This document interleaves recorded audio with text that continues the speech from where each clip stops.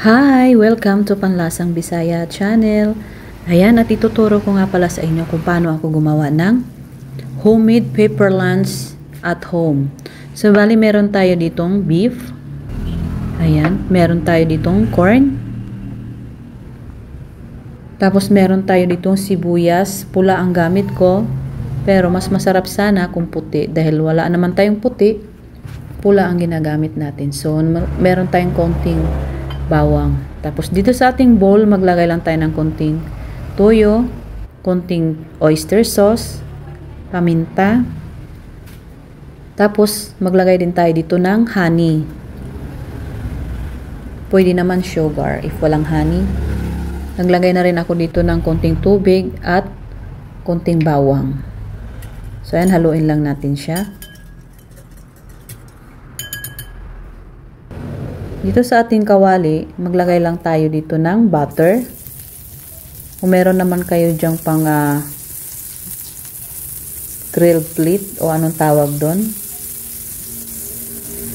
So dahil wala naman tayong pang grilled na plate, so ito lang gagamitin natin. Dahil pambahay lang naman ito. So ayan, igisa ko lang dito yung sibuyas.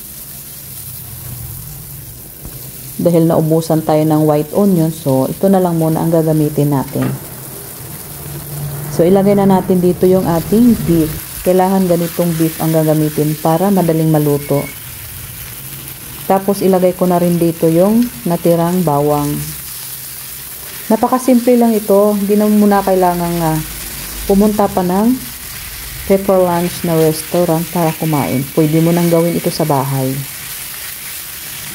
Makakain ka na ng marami, nakatipid ka pa.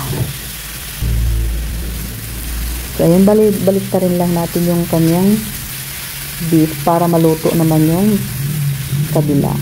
Kung ikaw ay bago ka pa lang dito sa aking YouTube channel, huwag mong kalimutan pindutin yung ating bell button para palagi kayong updated sa ating mga simpleng recipes. So, ayan, at luto na yung ating beef. Ibuhos na natin dito yung ating mais. Tapos, ilagay na natin dito yung ating kanin.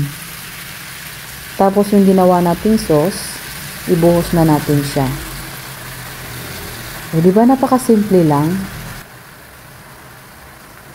Maglagay lang tayo dito ng butter sa ibabaw. Tapos, ibuhos natin yung tirang mais dito sa ibabaw. Tapos, onion leeks. Para medyo makulay yung ating beef pepper lunch at home. Tapos meron tayong toppings na sunny side up egg. Homemade beef pepper lunch. So ayan ang bango niya. Nakakatakam. Maraming salamat sa panonood. Kain po!